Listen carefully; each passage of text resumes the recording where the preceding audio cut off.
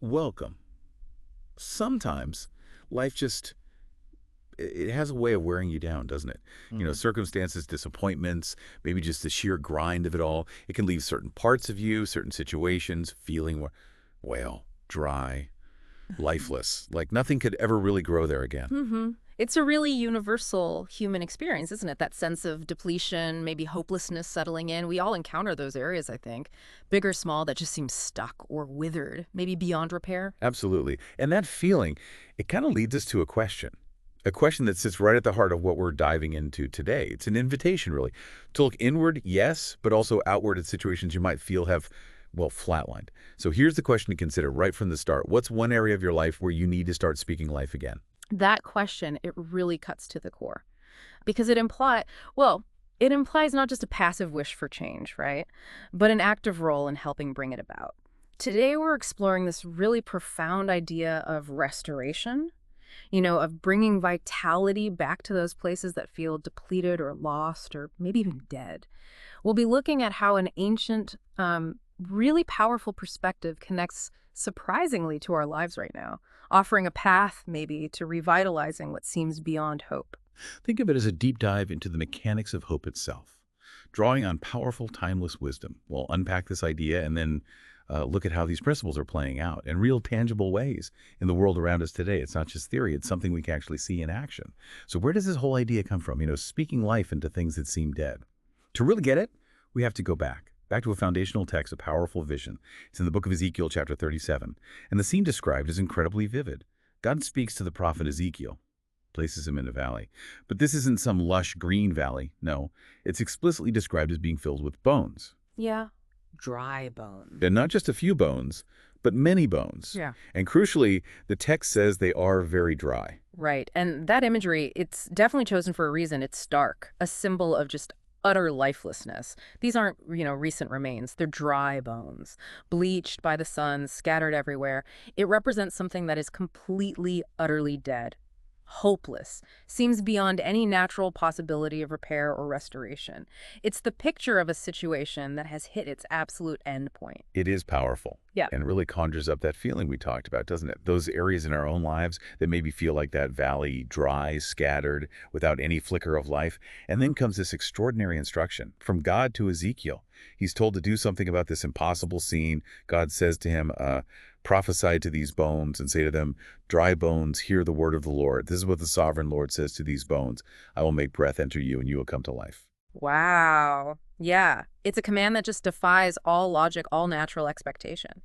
Ezekiel isn't told to, gather the bones or bury them or even just mourn over them. He's told to speak to them. Speak to them. And the language there is so significant. Prophesy. Yeah. In this context, it isn't about fortune telling, right?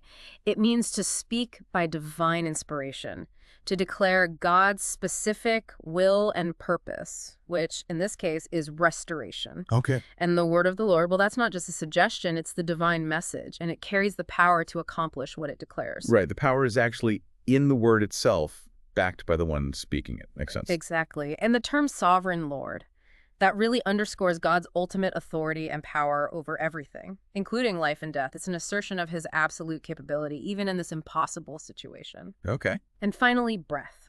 Breath here is far more than just air entering lungs. It symbolizes the life force itself, the very spirit that comes from God, capable of animating even the deepest forms of death. So, Ezekiel is commanded to stand in this valley of absolute death and declare life over it, using words given by the ultimate source of life itself. It's an act of aligning his voice with God's intention for restoration. And, this ancient passage, it isn't presented as just some historical anecdote about Ezekiel and some bones. It's framed as something for us today. It's called the invitation to believe again, Mm-hmm. which suggests this principle is still active, still relevant for us. That's the critical bridge, I think. That scene in Ezekiel, it sets the stage. It defines dry bones as that state of utter hopelessness and introduces this radical concept of speaking divine power into that state. And that invitation to believe again implies this isn't just confined to that specific valley thousands of years ago. Which naturally leads us to the question, okay, if that's the ancient foundation, Yeah. what does it possibly mean for us? For us to speak life over dry places here and now, in the landscapes of our own lives, our communities, our world. Yeah, it's about taking that core principle and applying it to the realities we face every day. It means consciously, intentionally declaring truths, the promises of potential, of hope, of renewal into situations that feel dead, hopeless, irreparable. It's not about denying the difficulty or the pain of the situation, not at all. It's about choosing to see that same situation through the lens of potential transformation, rooted in the belief in a power capable of bringing life where there seems to be none. Because, like we acknowledged right up front, life definitely has a way of wearing us down. Relationships fray, maybe become distant. Dreams, Hmm. they can wither under the weight of reality.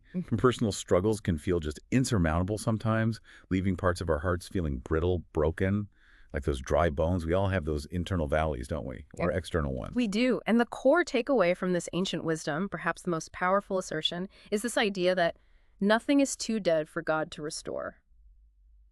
Just think about the magnitude of that statement for a second. It doesn't say almost nothing or very little or some things. It says nothing. This suggests a power that's limitless, a capability that extends even to the most lost, the most broken, the most seemingly irrecoverable situations imaginable. That's a radical claim. Yeah. It really challenges our natural tendency to just give up when things look hopeless. Exactly. And speaking life in this context becomes our active response to that truth, especially when we're faced with those challenging, dry places. It's aligning our words, our focus, our belief with that powerful possibility of restoration. Now, this isn't just abstract theology, is it? Or some nice sentiment. Yeah. This principle, this idea of speaking life and seeing restoration, it actually plays out in surprising ways in the real world.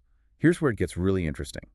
Let's look at how this deep dive shows us restoration in action through some contemporary stories. These aren't just fables. They're accounts of this principle making a tangible difference. Right. These examples provide really compelling evidence, I think, that the ancient concept isn't confined to history. It's a living truth that people are experiencing today.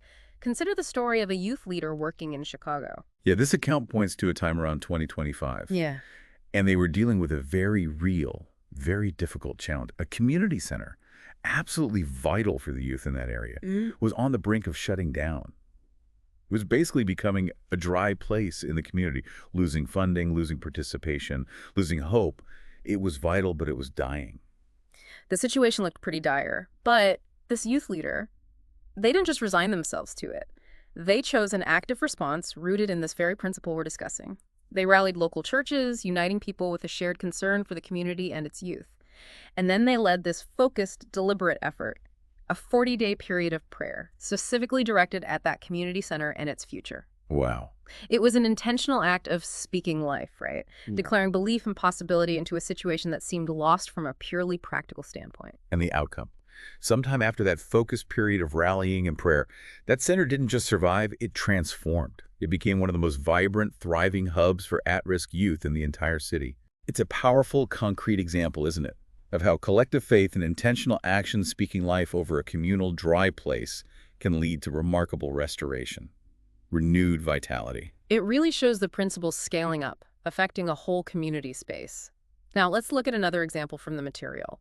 This one's deeply personal. This story comes from a couple in South Korea who faced the painful struggle of infertility. Right. And their journey was long, difficult, over a decade of hoping, trying, and likely facing profound disappointment along the way. Infertility is certainly a situation that can leave individuals, couples, feeling incredibly dry, empty, hopeless, a deeply personal valley of dry bones. Definitely. And their turning point, sometime into this prolonged struggle, involved finding new faith or maybe renewed faith, specifically through the scripture we're discussing, Ezekiel 37.45, this ancient vision of bones hearing the word and coming to life. It resonated deeply with their own personal experience, feeling like something vital was dead or missing in their lives. They took that ancient truth and applied it directly to their present pain. That connection itself is powerful, taking something thousands of years old and seeing your current situation reflected right there in it. So, how did applying this principle actually play out for them? Well, sometime after embracing this renewed faith and really internalizing this message of restoration, they didn't just focus solely on their own struggle, though that was certainly part of it. The material highlights that they actually started a support ministry, specifically for other couples experiencing the pain of infertility. Oh, that's fascinating. So, it's restoration but maybe not in the way many might initially expect. Still a profound shift. Exactly.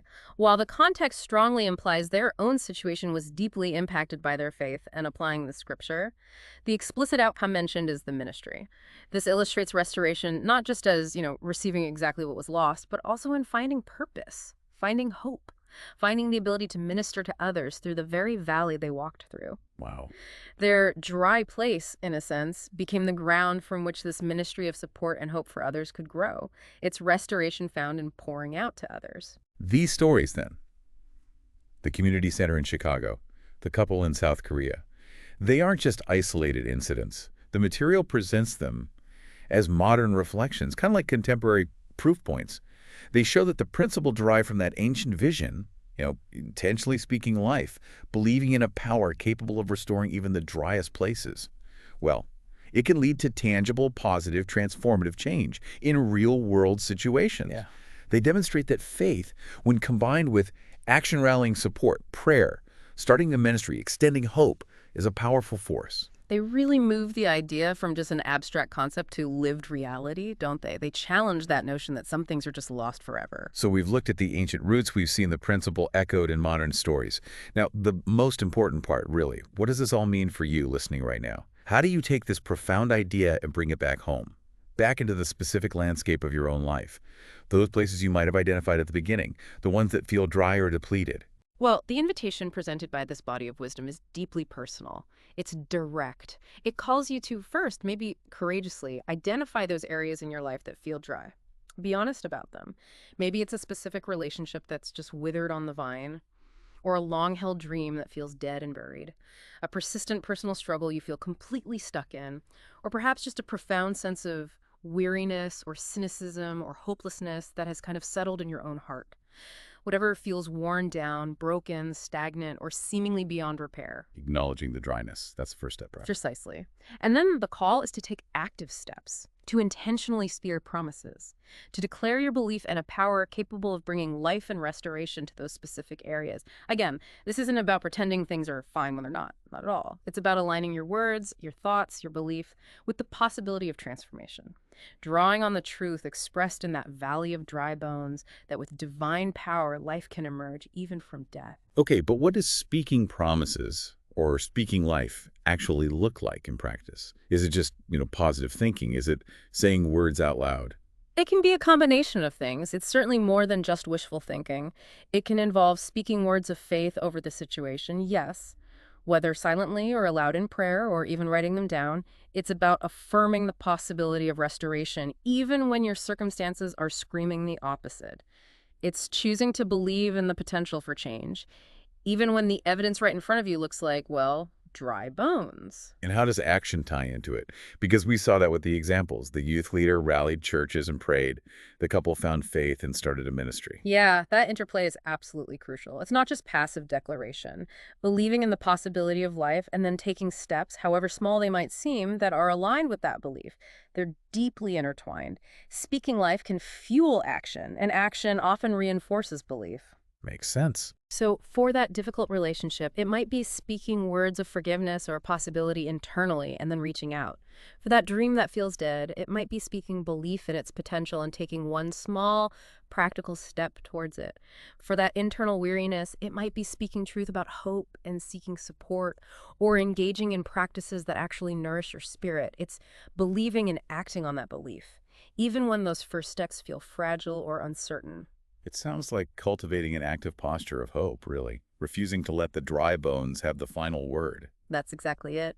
It's challenging that sense of permanence we often assign to our dry places, and choosing instead to look at them through the lens of potential, remembering that powerful assertion, nothing is too dead to be restored by sufficient power.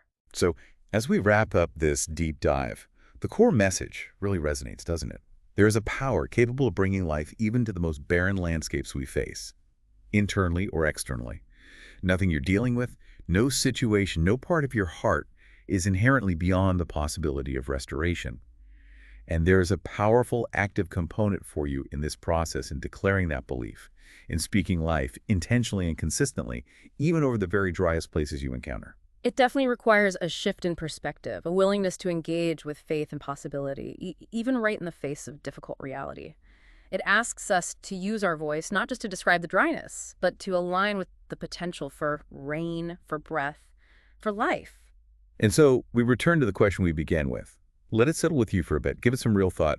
Consider those places that immediately came to mind when we first asked it.